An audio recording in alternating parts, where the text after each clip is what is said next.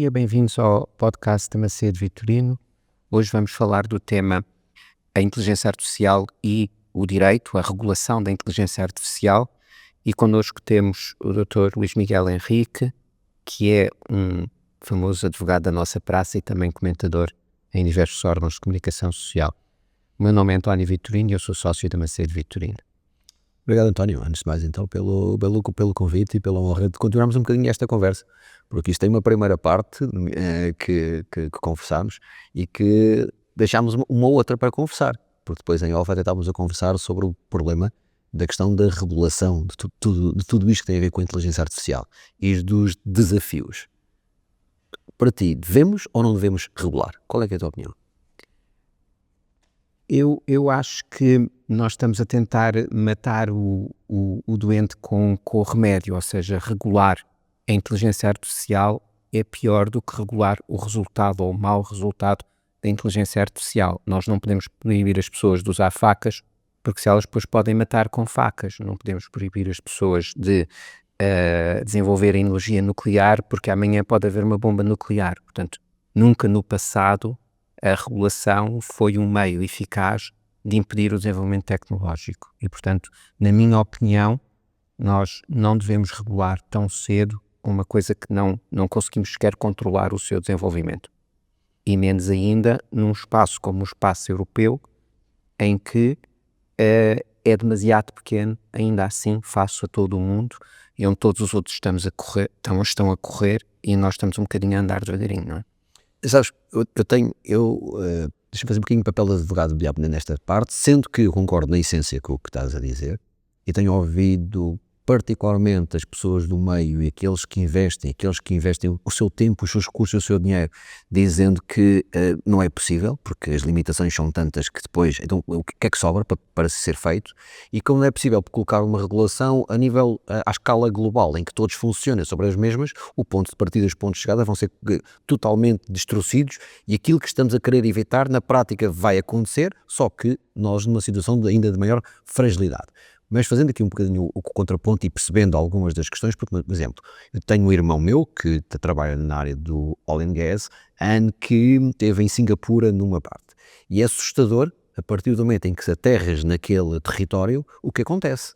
Porque a tua cara, os teus dados biométricos,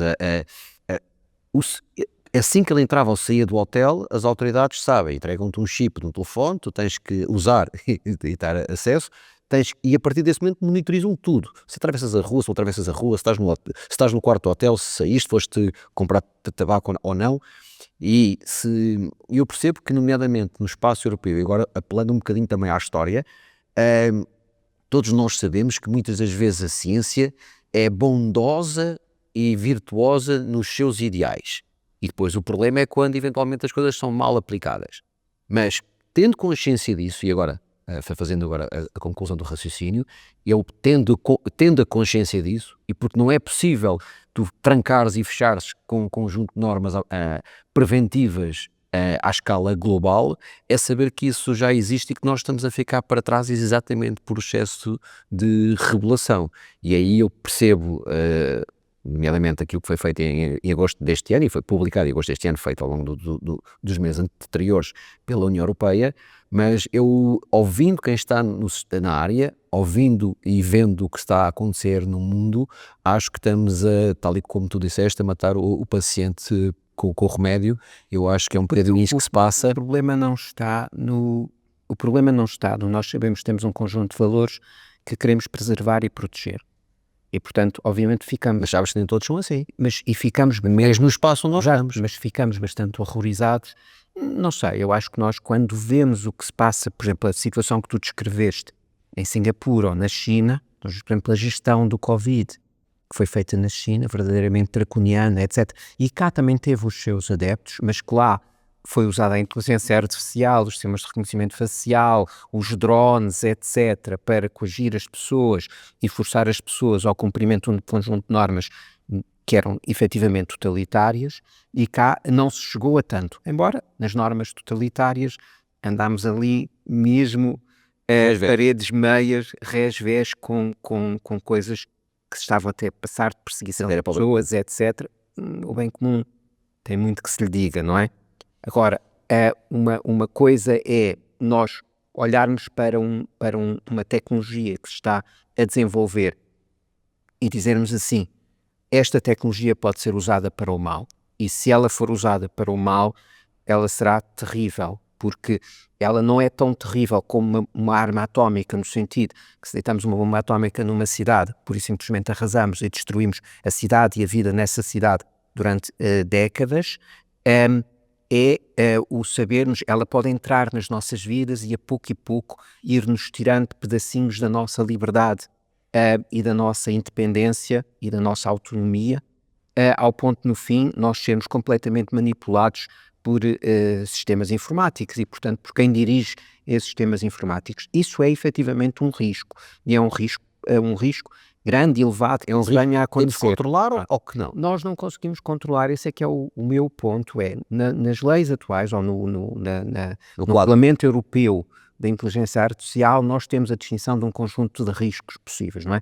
Um risco muito elevado, um risco moderado e um baixo risco. E para cada um deles propomos uma regulação diferente. Os que de risco muito elevado são completamente proibidos, por exemplo, a recolha de dados biométricos, o social scoring, etc., ou fazer um rating, uma classificação das pessoas.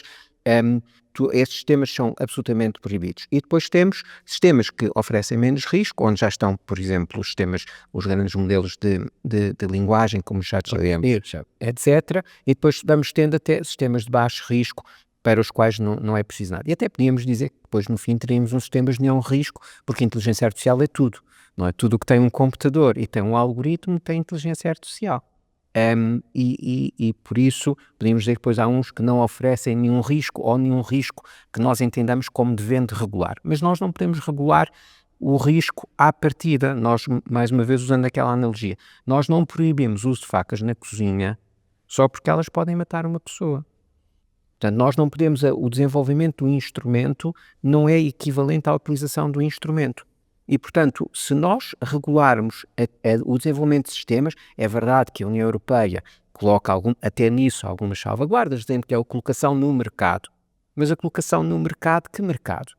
Mas eu acho que, e agora metendo aqui um bocadinho outro tema, que tem muito a ver com aquilo que não só o que se fez em termos de regulamentação, mas parece que depois se quis equilibrar e o relatório Draghi traz-nos para aqui depois uma outra questões que, ok, nós sabemos que estamos aqui a pôr aqui um conjunto de prisões, mas vamos lá tentar dar aqui alguma, à maneira europeia, mas ainda a mão, dá com a outra, para tentar arranjar um ponto de equilíbrio. Ainda estamos nas prisões e dentro das prisões o risco é grande, porque o risco é grande de efetivamente ficar para trás por razões regulatórias. Dou aqui um exemplo muito simples. Uma das coisas que é obrigada em alguns sistemas já de risco intermédio, é a que seja criada uma espécie de uma marca d'água, uma identificação de que o conteúdo foi gerado por inteligência artificial. Então, isto significa que nós fazemos, por exemplo, uma pergunta ao ChatGPT, o ChatGPT dá uma resposta, nós pegamos nessa resposta, metemos-la num texto nosso, e a partir daí nós deveríamos ter que dizer que essa pergunta tinha sido respondida pelo ChatGPT. Mas também não é bem verdade, porque nós metemos-la no texto, cortámos umas frases, editámos aquilo. O que é que nós fazemos? Não está respondido. É uma dúvida jurídica. Pois meio marca d'água. Diz assim, este texto contém elementos de inteligência artificial. Quanto? 5%, 10%, etc. Ou seja, toda uma mecanística. Eu até admito que deva ser assim. Se calhar, os nossos textos, até os textos jurídicos, estávamos a falar no outro podcast, de os textos, de podermos ter textos, ter trabalho vais ter um conjunto de processadores de textos para ter essas ferramentas. Vão ter, aliás, os jornalistas já têm todos. Por exemplo, nós usamos no dia-a-dia, aqui no escritório, usamos sistemas de correção ortográfica, de melhoramento do texto, etc., de aperfeiçoamento de textos em inglês, nomeadamente, as pessoas têm mais dificuldade. E onde também os resultados são melhores, e portanto isso vai ajudar. Então vamos ter que pôr isso, dizer, este texto foi parcialmente feito com inteligência artificial, toda a gente vai ter que fazer, as pessoas vão mentir, é porque isto é mesmo, este é um bom exemplo, uma regulação. Portanto, esta é uma boa ideia.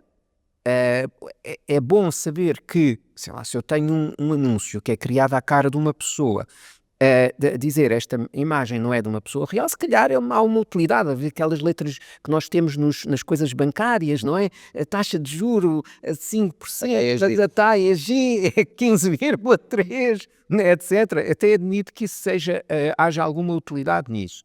Mas estamos a criar mais uma camada de burocracia, mais uma camada de dificuldade e que vai afastar os programadores, as empresas que desenvolvem este tipo de tecnologia, vai afastá-las da Europa. Não a vamos desenvolver na Europa logo para começar. Vai chegar Vamos desenvolver na Europa, vamos ter problema com os recursos humanos. Claro, vamos ter a desenvolver nos Estados Unidos e na China e quiçá no Japão, não sei, nas Índias, etc. Vamos ter nesses países o desenvolvimento, não vamos ter cá com receio da regulação. E depois, se calhar, corremos o risco de ficarmos uma ilha onde ninguém faz nada. Como sabes, por exemplo, o último iPhone tem um conjunto de instrumentos de inteligência artificial que não estão disponíveis na Europa. Não estão, eles desligaram a funcionalidade. Portanto, vamos ficar uma ilha onde não temos acesso. Vou dizer, isto foi um bocado pirraça porque foram multados e mais não sei o quê, em parte é, mas quando nós olhamos à regulação da inteligência artificial na Europa e olhamos ao calendário, porque entrou em vigor a norma, mas a norma só entrou aliás, a norma foi publicada, ela não entrou em vigor para o ano, e entra aos pedaços até ao dia tantos, em fevereiro entra uma parte, depois em agosto entra outra parte, depois em 26 entra outra parte, e em 27 entra a última parte. Portanto, os tempos como se daqui até 2027 se tudo mantivesse igual. Isso claro, não é o que vai acontecer. E como se tudo se conseguisse resolver. Não, o que vai acontecer é vamos ser decepados lentamente, com pequenos cortes, não é? Que não se pode fazer isto e não se pode fazer aquilo. Portanto, não é claramente indutor de desenvolvimento tecnológico na Europa, não é? E acrescentando só uma coisa que depois eu sinto que, havendo houvesse essa pressão, não sei exatamente como é que o lobby aconteceu para que a decisão saísse, sendo-se claramente quando Mário Draghi foi desafiado para dizer assim, então como é que nós continuamos a ser economicamente relevantes nos próximos anos? E o incentivo à inovação, o incentivo a criação de um conjunto de mecanismos, parece-me claramente depois para tentar equilibrar tudo aquilo que se sente à partida, e é impossível, faça um conjunto de leituras que já existem públicas, que elas não tenham acontecido em privada, não é? De quem decidiu e de quem publicou este regulamento, não perceba o garrote e o estrangulamento que vai fazer em relação à economia. E depois, mas vou dizer o seguinte que é, quando eu começo a ver que depois as compensações são por subsídios, por financiamentos, por linhas, em que se vai artificialmente tentar induzir a capacidade de corromper, a oportunidade para corromper, a oportunidade para selecionar e escolher quem é mais próximo, menos próximo e não menos competente, e aquele que terá pelas leis do mercado a maior capacidade de sobrevivência. Estamos a repetir um conjunto de erros colocados, feitos também nos últimos anos, que nos deixam sempre para trás em relação à Ásia e ao Extremo Oriente e em relação aos Estados Unidos. A dar a solução de sempre, não é? Sempre. Como se tivesse funcionado. E nunca funcionou. Porque quando nós olhamos olhamos até para o PRR, não é? O PRR é-nos vendido durante o Covid como a grande solução para a Europa, o grande investimento, até o endividamento europeu para financiar um grande programa de desenvolvimento de obras públicas, de melhoramentos, de transição energética, etc. E quando depois nós vemos, desde os requisitos, a camada de burocracia, etc., primeiro uma enormíssima parte desses fundos pura e simplesmente não vão ser aplicados. Não vão ser aplicados em Portugal e em parte nenhuma da Europa. Não é possível, não há tempo de fazer aquilo com o grau de rigor que se quer, e bem, na sua atribuição e evitar esses problemas que tu dizias, e que se calhar foi os outros que foram pura e simplesmente a tirar dinheiro para cima não é do problema, é das pessoas que iam lá buscar, não é? E, portanto, resolveu a vida a muita gente, mas não vimos que tenha feito mudanças verdadeiramente estruturais na sociedade e na economia dos países beneficiários. E aqui estamos, mais uma vez, a olhar uma nova receita. É claro que o Draghi é um homem muitíssimo inteligente e capaz, e a equipa dele também, as análises, o diagnóstico de Draghi está correto. Portanto, a identificação de quais são os problemas europeus está correta. Mas está a perda de competitividade global. Quando nós saímos aqui desta tal ilha europeia e viajas nomeadamente para o Oriente, percebes claramente que o que é que está a acontecer lá fora, que aqui não acontece, e nós vivemos numa certa bolha. E nós olhamos para aquilo que é para ele o Draghi toma como modelo essencialmente duas coisas. Ele vê o programa americano da ARPANET, que foi a antecessora daquilo que hoje é a internet, e os grandes desenvolvimentos americanos dos anos 50 e 60 do famoso complexo militar e industrial americano, e até da investigação aeroespacial. Mas quando nós vemos aí, há uma motivação política clara. Há uma motivação política clara e há um desenvolvimento tecnológico que começa no projeto da bomba atómica. A Europa neste momento tem um incentivo do ponto de vista da ameaça externa na defesa que não teve nos últimos anos, e que isso pode ser um móvel da para a Europa, ou vão ser os países que vão fazer? A Alemanha, a França, a Inglaterra? Se pensares nos Estados Unidos, também tens sempre alguns estados que andam à frente em relação aos outros. Não, mas esses estados farão connosco ou farão por si? Eu acho que esse é o desafio que a União Europeia vai ter que enfrentar. Eu acho que eles farão por si, acho que os mais avançados, curiosamente, são os franceses. Nessa parte em que ainda é dominada politicamente, que ainda é feita por motivação política e de soberania.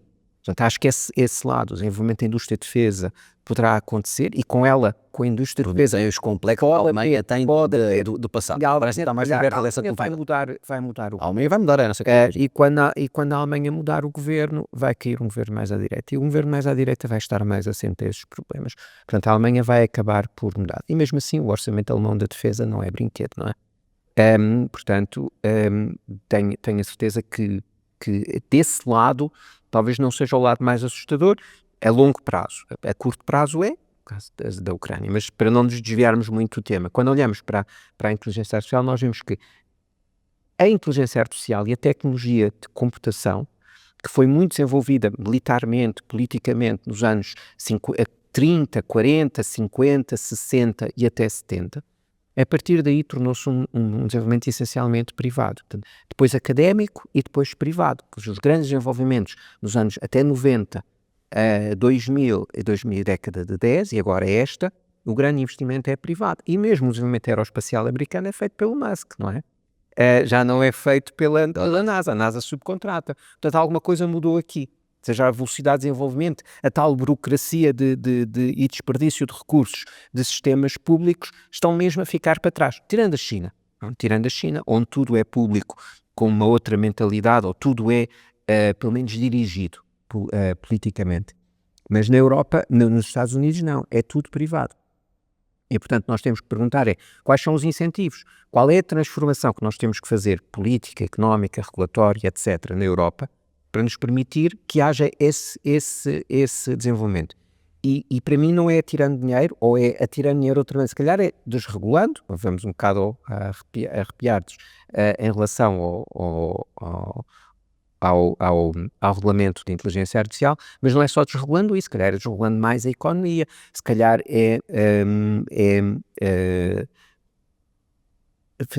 retirando impostos sobre certos setores de atividade, etc., que nos pode levar a desenvolver os valores da Europa. Draghi, ok? Porque uma das coisas em relação a Portugal, e agora só para se conversar só um bocadinho, quando deixas os dois eixos, inovação e competitividade, nós andamos a falar disso em Portugal há uma década e meia, e eu não sinto, enquanto português pelo menos, eu não sinto que eventualmente as coisas tenham sido feitas da forma como deveriam ter sido. Não sei até que ponto, se nós em pequena escala conseguimos, como é que a Europa no seu todo, a tantas velocidades diferentes, pensamentos diferentes, vamos conseguir. Está aí o desafio, será uma coisa importante enquanto europeu para perceber como é que vamos ver. Obrigado, Miguel, já vai longa a nossa conversa, e portanto ficamos por aqui. Obrigado, podemos fazer um terceiro. Ficou o desafio, está Ficou o desafio. antecipadamente aceito. E voltamos a falar. Um grande abraço, obrigadíssimo. Obrigado.